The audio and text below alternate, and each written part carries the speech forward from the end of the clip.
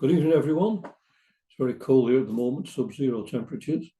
I'm going to give you a talk now that it brings in elements of other talks I've given, and it acts in a way as a kind of synopsis of some other talks. It's called Grow as the Flower Grows. So The Light on the Path by Mabel Collins tells us, grow as the flower grows, unconsciously, but eagerly anxious to open its soul to the air. So must you press forward to open your soul to the eternal. But it must be the eternal that draws forth your strength and beauty, not desire of growth. For in the one case, you develop in the luxuriance of purity. In the other, you harden by the forcible passion for personal stature.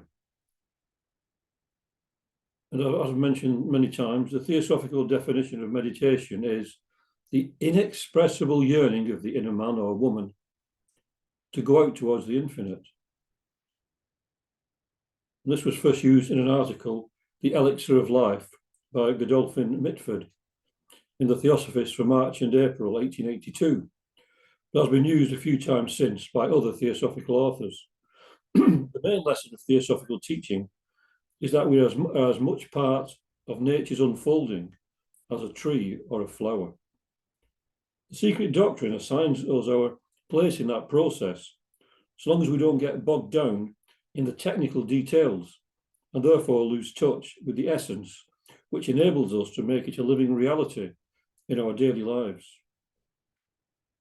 The head and heart, or the intellectual and the intuitional, need to be balanced so that a valid insight into the teachings is gained.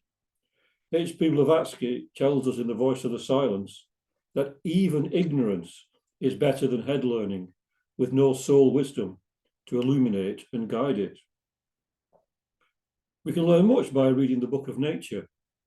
To use another quote from Master K.H., from a letter to Laura C. Holloway, learn, child, to catch a hint through whatever agency it may be given. Sermons may be preached even through stones. So we are all children of nature.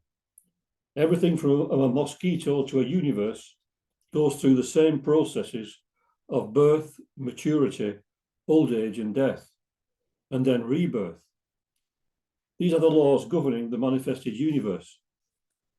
But there is that within us that transcends any changes, and this is our spiritual self, which becomes our haven in time and maybe out of time too.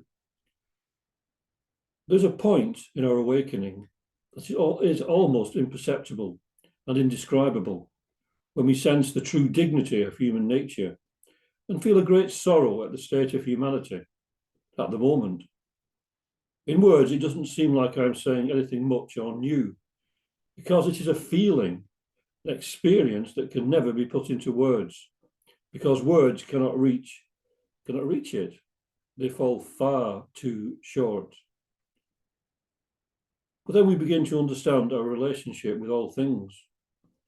In this world, basing our consciousness on the transitory and the perishable, we are often confused, distressed, and depressed, because we are mentally tossed about like a boat on rough seas. We have built our house on sand and not on sturdy rock, as the Bible tells us to. It is all a matter of finding our inner self, that place of sanctuary where we are beyond the machinations of the world around us, and we can begin to discover who we really are, not what the world in general tells us we are. We become free from labels and able to stand firm no matter what life throws at us. So we are much more than we think we are at the moment.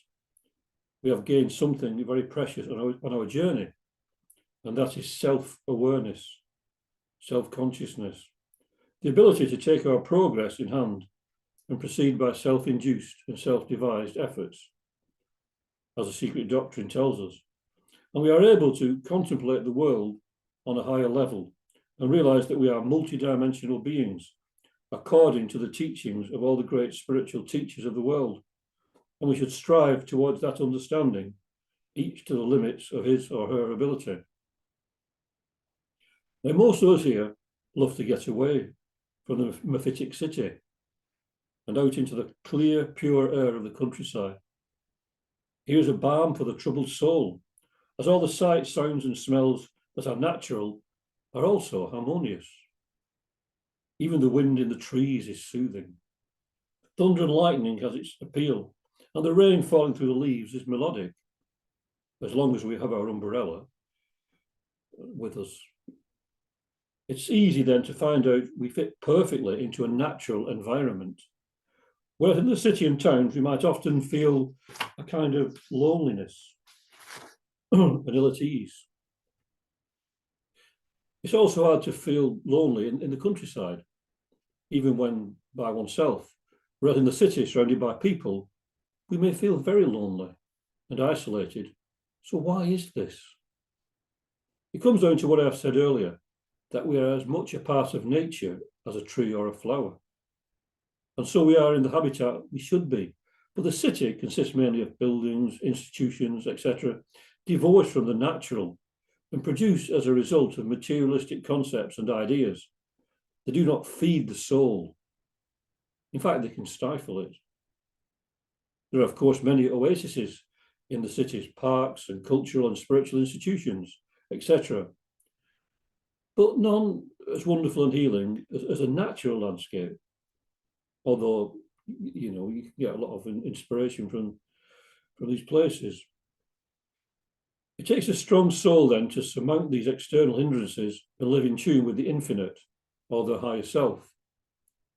But in the midst of all this, many of us have this inexpressible yearning to go out towards the infinite, despite what is going on around us and even within us, on a lower emotional or mental level. It's often the much used to be in the world, but not of it, which despite being quoted ad nauseum remains quite true. H.P. Blavatsky writes in an article on the origin of evil, as mankind multiplies, and with its suffering, which is the natural result of an increasing number of units that generate it, sorrow and pain are intensified. We live in an atmosphere of gloom and despair, but this is because our eyes are downcast and riveted to the earth, with all its physical and grossly material manifestations. If instead of that, man proceeded on his life journey, looked not heavenward, which is but a figure of speech, but within himself, and centered his point of observation on the inner man or woman, of course, he would soon escape from the coils of the great serpent of illusion.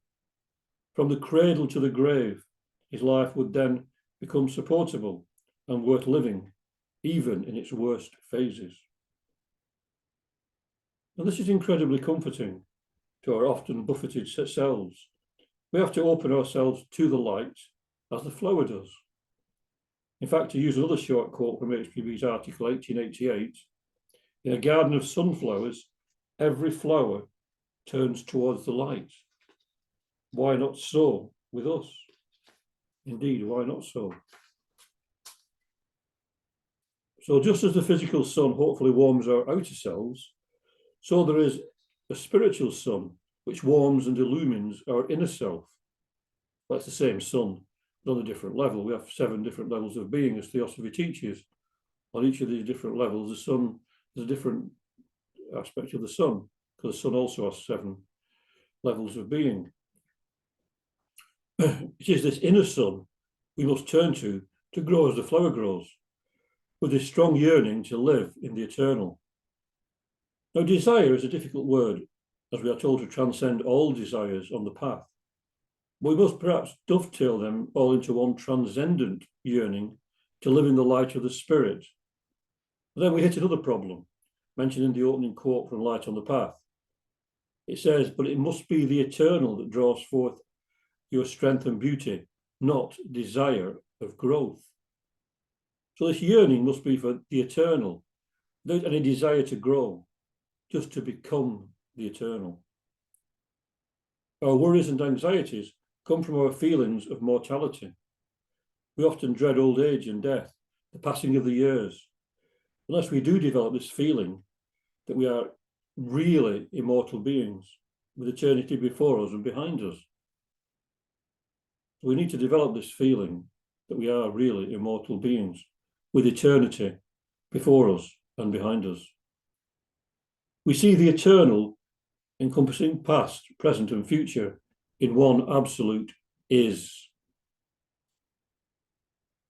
Modern society goes very much against the natural on all levels, manifesting on the physical plane as a disregard for the environment, destruction of rainforests, etc., mainly for profit, building of unnecessary roads and railways to kowtow to the impatient spirit so prevalent in modern society.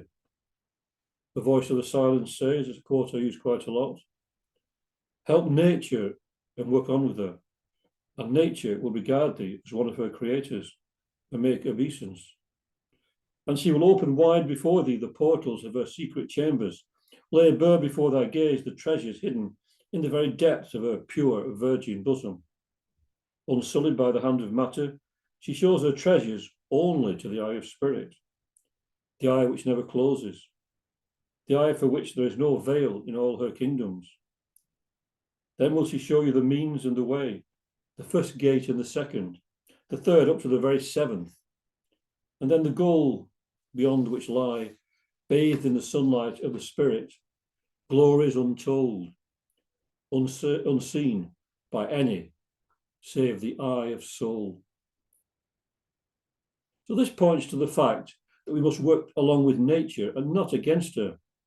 Negative and violent thoughts, the use of coercion in society rather than love and compassion, creates negative vibrations that have an effect on the environment, causing earthquakes, storms, volcanic eruptions, and many other extreme weather conditions. We are not separate from nature, as we try to be nowadays. Everything is interconnected, as the quote I've just used suggests, and the way we act and think not only affects our fellow human beings, but also the whole of the natural world. We'll become aware of the absolute preciousness of every individual life, whether plant, animal, or human, and respect will grow in us for all of them. We'll become consciously incapable of harming any of them, needlessly, and we'll do all that we can to minimize destruction done for merely selfish reasons. Our thoughts, even regarding buildings, housing, etc., will take into account nature, and we will do our best to show compassion to any life that may suffer as a result of it, thinking how such buildings might help to enhance nature rather than spoil it.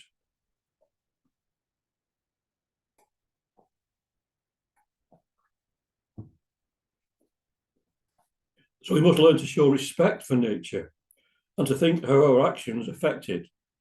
With more care for all the kingdom of nature, we would do everything in our power to only do what helps to enhance our natural surroundings and make them more in tune with nature, more harmonious.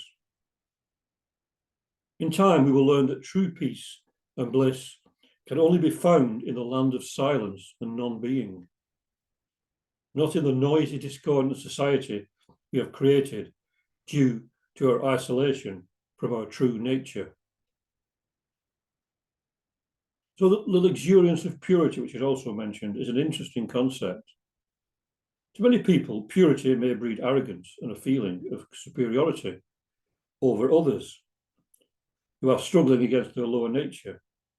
The ones living what seems a pure life may have gone through similar in previous lives and conquered their lusts, or they may have to face such trials in future lives. So the attitude should always be to help and to understand that.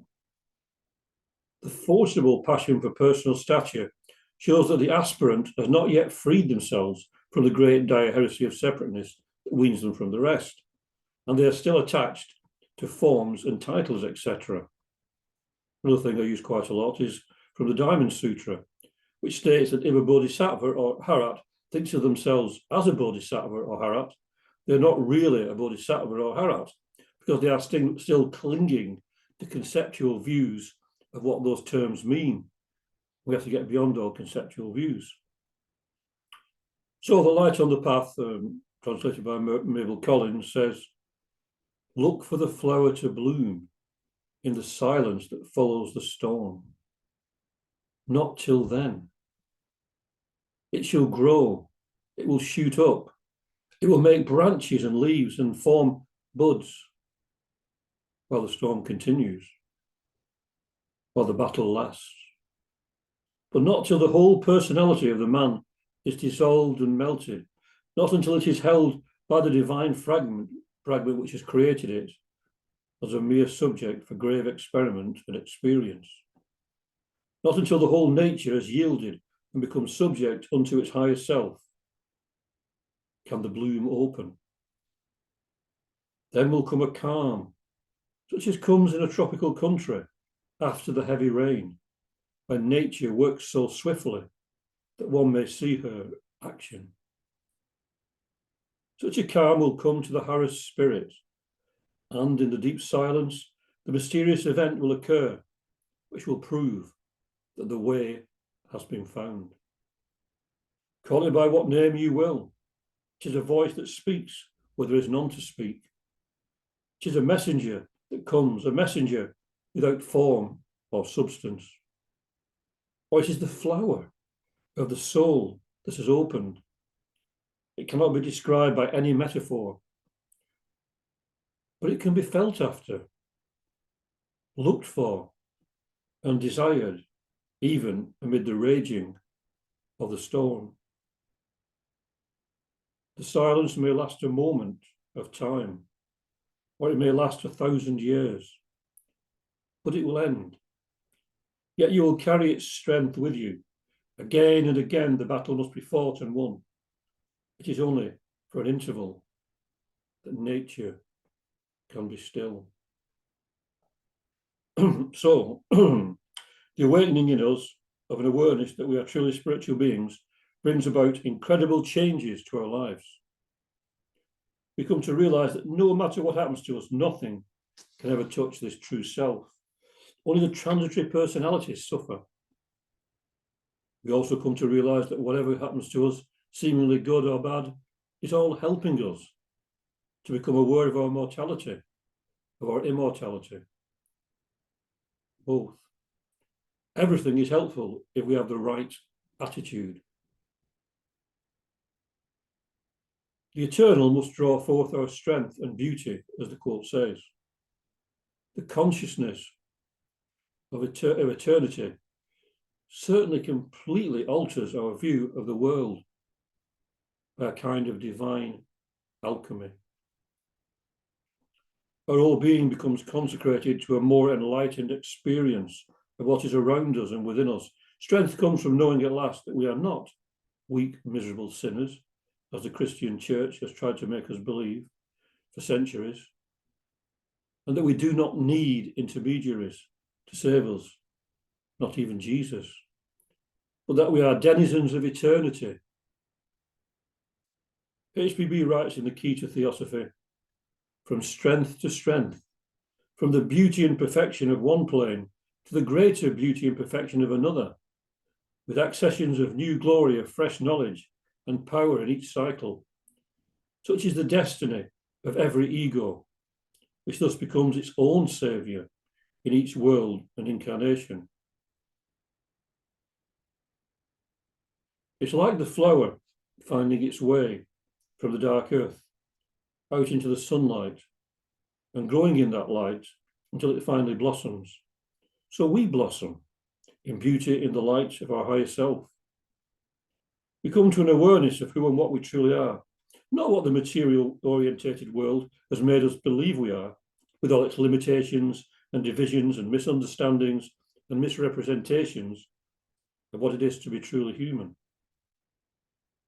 The Buddhists talk of the true man and the true woman. That is what we become when we realize this humanity. And the Taoists use the prefix real human in front of someone's name who has had this awakening, because they become a real human, not just someone who lives by animal instincts. And The Secret of the Golden Flower is another book that combines Taoist and Buddhist teaching and reveal the common essence. I always go by the Thomas Cleary translation rather than the Jung one and Richard Wilhelm. Because it states in his introduction, the golden flower symbolizes the quintessence of the paths of Buddhism and Taoism.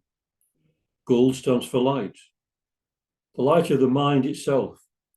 The flower represents the blossoming or opening up of the light of the mind. Thus, this expression is emblematic of the basic awakening of the real self and its hidden potential.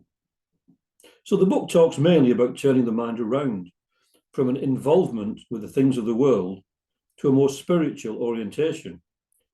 In Theosophy, we talk about the mind becoming Manasa Tadyasa, or the illumined mind, lit up by Buddhi, or our intuitional nature. So incidentally, as I mentioned earlier, Cleary was very critical of the Richard Wilhelm and Carl Jung translation. He says it contains many errors and mistranslations. It's up to people to decide for themselves whether that's true. So to recap again on some of the things I've said, the important thing is to come to the realization of that knowledge that the highest self is the one thing in life that is really worth knowing. And nothing in this world even slightly matters compared to finding the self within. We will come to realize that everything in our personal life is transitory and cannot give permanent happiness. So although we can still live in the world and join in with it with many of its pleasures, we are in the happy position of not relying on them. That's the important thing. So that when they do fail us, we can fall back on something that is permanent and will never let us down, never desert us. Our relationships with others are also improved because we see that we are one with everyone else. And so we have a reason to look on others as our brothers and sisters in the truest sense. This helps us to feel compassionately towards others and always to try to awaken them to an awareness of their real selves, if they are receptive to that. If not, we should help in whatever ways we can and in whatever ways they need. We should never condemn, because we may have been where they are in a past life or maybe in future lives. All are on different levels, but all on the same journey. They are our fellow pilgrims. So where do we start this journey? Well, we start right here, in the present moment, because that is all we ever have. The past is a series of images that we hold on to, and the future just a series of expectations or maybe fears. So it is valuable to make a vow to dedicate ourselves to the highest that we can conceive of within us, which will be different for everyone in this room, or in this, listening to this talk. And let us consciously strive to refuse to be misled by the allurements of the material world. The way is to be able to think for ourselves and act spontaneously under the guidance of the Supreme Self, and to live in the light of true freedom, to recover innocence and love, which are at the heart of our being and are expressions in this world of our true selves. HPB also said that a feeling of responsibility or conscience is the beginning of wisdom. So as said, we start from here now in this beautiful moment, which is forever. There'll never be another moment but this. Never be another time. We'll always live, love, laugh and weep, share thoughts and dream dreams in this moment. Now. So let's take time by the forelock, as a Theosophical master once said, and begin to work on ourselves. As I mentioned earlier, we need to make the higher self our friend, not to think of it as something high and mighty and distant from us. The Orthodox Christian and Muslim ideas of God has made us see things this way, even if we are consciously unaware of it at times. The higher self is us, we are it. There's a mantra in the Indian tradition which says, Aham Brahmasmi, which means I am Brahman. Brahman is the real self. It's not some weird Eastern mantra, but an affirmation of who or what we really are. As I often quote in my talks, because it has so much meaning to me, is Plato's statement that all true learning is merely recollection. There are certain things that I regard as being my mantras, and I use them in most of my talks, and that's one of them. That all true learning is merely recollection. It is anamnesis, or soul memory. The indoctrination of society slowly wearing away, so that we do not see in a glass darkly anymore, but begin to awaken from our dream. We're like the sleeping beauty that needs the kiss of pure spirit to awaken us. We need the holy kiss. So it's very important to remember that some of these legends and fairy tales had deep meanings. You know, the prince that went to seek the sleeping beauty was the mind. Went through many obstacles and difficulties to reach the princess who was sleeping. And the sleeping princess is the soul. So it needed the prince to kiss the sleeping beauty to awaken the soul. So the two became one. That's where the marriage came in. But people, of course, materialists, have made other interpretations of this story, which are quite ridiculous, as materialism always degrades things. But to come back to earth again, we need to adjust our lives so that we attune ourselves to the higher self. If some religion tells us that we must give up this or that, we tend to reject it. If we are able to think a little deeper, it sounds so heavy. Give up alcohol, drink and drugs and sexual relations, give up lying or taking what is not given to us, give up taking life. In fact, give up our personalities in the end. Well, this all sounds too much, and indeed, in reality, giving up all these things does not automatically make us holy or special, though many may think it does. These things can only be given up effectively when we realize the necessity for giving them up, because we feel within us a love and devotion to the real self. And there comes a time when those things just mentioned become a barrier to seeing that self in ourselves and others. They become barriers to an enlightened relationship with others.